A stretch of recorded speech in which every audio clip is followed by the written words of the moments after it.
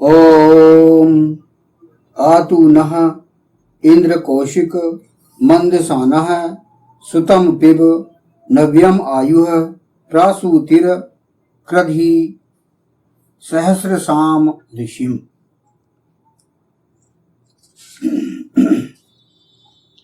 भली भांति पान करो हमारे लिए शीघ्र, हे इंद्रियों को वश में करने वाले, कुशासन पर बैठकर स्तवन करने वाले, आनंदित सुसंस्कृत का। नवीन आयु को अत्यधिक अभिवृद्ध करो, करो ऋषि को सहस्रों को सुख देने वाला।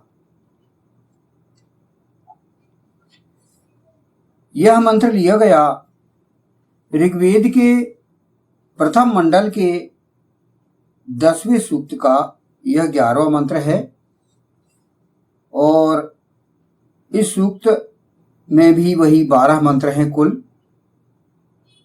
इसके ऋषि हैं भगवान मधुछंदा विश्वामित्र और इस संपूर्ण सूक्त का देवता अर्थात दिव्य विषय, जिसे मुख्य विषय भी कहा जाता है, वह है इंद्रियों को वश में करने वाला वह है इंद्रियों को वश में करने वाला इंद्र। छंद इस प्रकार है, जो 11वें मंत्र का जो छंद है अनुष्टुप है और स्वर है गांधार। यहां पर इस 11वें मंत्र की संक्षिप्त व्याख्या की गई है, जिसे फुटनोट के माध्यम से, मंत्रांश के माध्यम से यहां पर बताया गया है।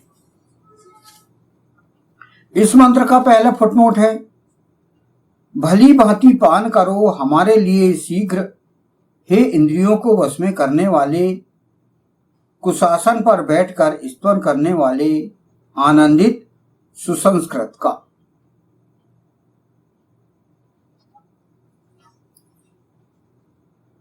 पिब कौशिक मंदशाम सुतम। इस फुटनोट की यहां पर व्याख्या की गई है।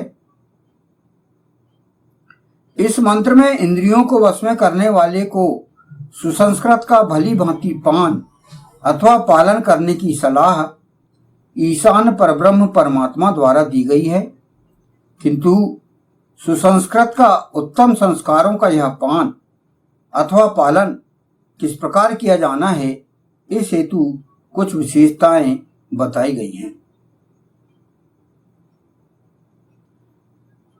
यहां पर हम संस्कारों का पान किस प्रकार करें, संस्कारों का पालन किस प्रकार करें, किस प्रकार हम संस्कारों का पालन करें, उनका अनुगमन करें, उनको कैसे करें, यहां पर बताया गया है।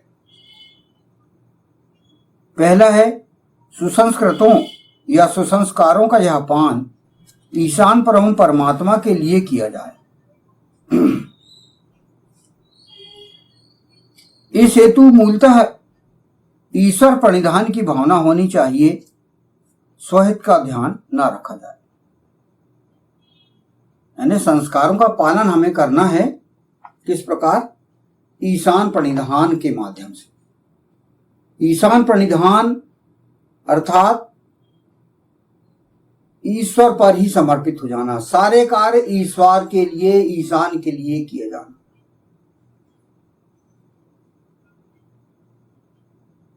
ये यहां पहला कारण था। दूसरा है, यह कार्य शीघ्र किया जाए, अनावश्यक समय न लगाया जाए।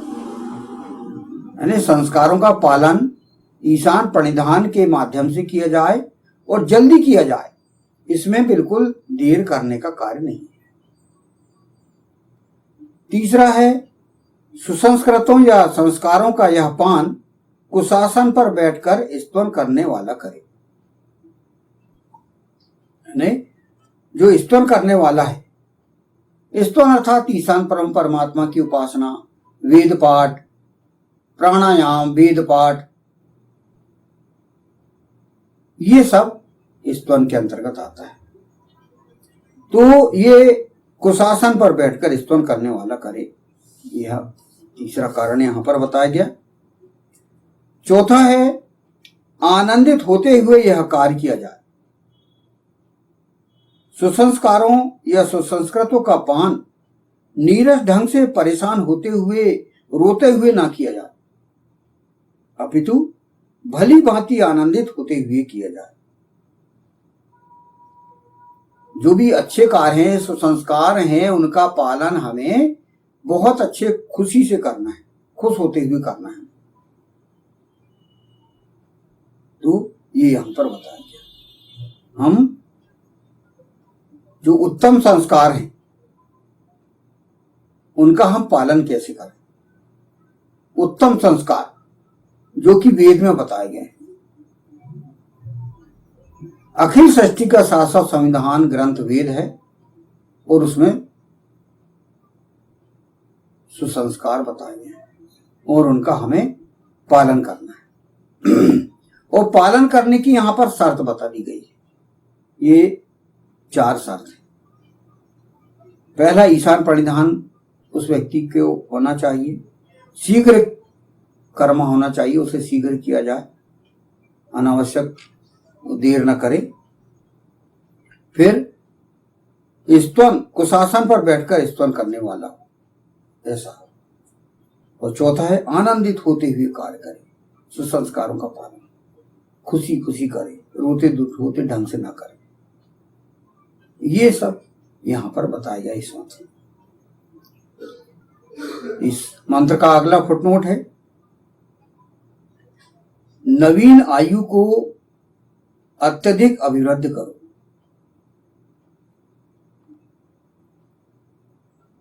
नव्यम आयु है प्रसूतिर, इसकी यहां पर व्याख्या की गई। यह बहुत महत्वपूर्ण आदेश है जो यहां ईशान परब्रह्म परमात्मा द्वारा इंद्रियों को वश में करने वालों को दिया गया है। वे नवीन आयु को अत्यधिक अभिवृद्धि करें। इसका तात्पर्य यह है कि युवाओं को, युवतियों को उत्तम संस्कारों के पालन करने की ओर प्रेरित करने। युवा पीढ़ी उत्तम संस्कारों, सुसंस्कारों से समर्पित होना चाहिए, पथभ्रष्ट नहीं होना चाहिए। जिस समाज में युवाओं पर भली भांति ध्यान ना दिया जाता हो, उनका उत्थान, प्रगति तथा अभिवृद्धि पर ध्यान ना दिया जाता हो, वह समाज और आंदोलन अधिक दीर्घजीवी नहीं हो सकता। अतः नवीन आयु को अभिवृद्धि करने के विषय में विशेष रूप से ध्यान देने की आवश्यकता है। इसी पर विश्व की आयु भी निर्भर है। जो नौजवान वर्ग हैं उनको हम अच्छे संस्कार दें और उन पर ध्यान दें। युवक हैं, युवतियां हैं, उनको हम अच्छे संस्कारों की ओर लाएं ताकि विश्व दीर्घजीवी हो।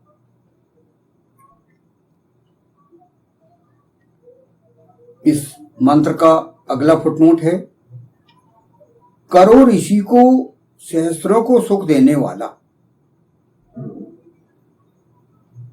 सहस्र साम ऋषि, ऋषि को सहस्रों को सुख देने वाला।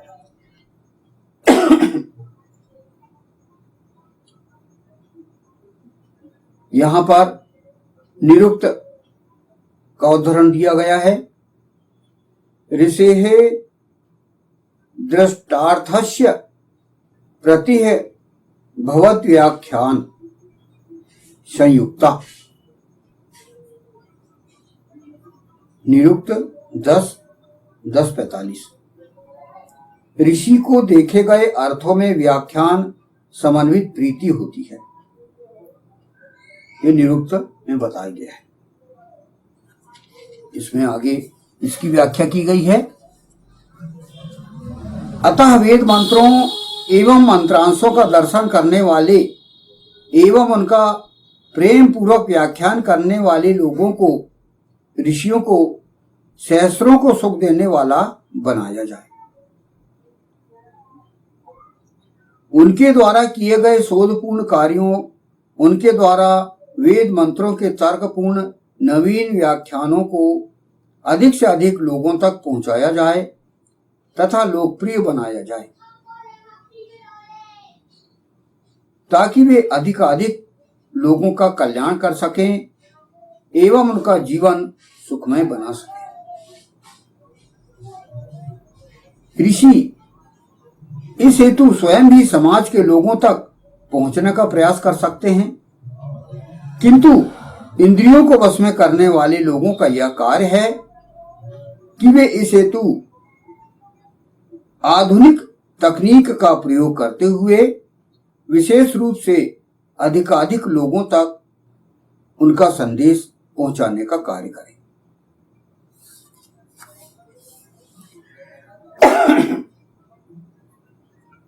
जो हमारे ऋषि हैं, जो विचारक हैं,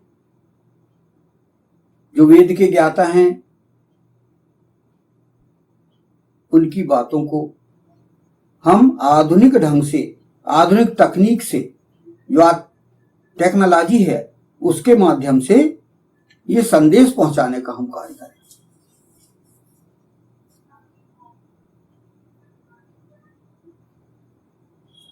जो हमारे महानायक हैं उनकी बातें, युग नायक हैं उनकी बातें, जो संस्कारपूर्ण हों उन्हें हम लोगों तक अधिक से अधिक पहुंचाएं, लोगों तक इस प्रकार का तकनीक हम उपयोग करें जिससे कि लोगों को सुविधा हो और सस्ते साधन से जल्द तत्काल उन तक हम वेद का संदेश पहुंचा सकें।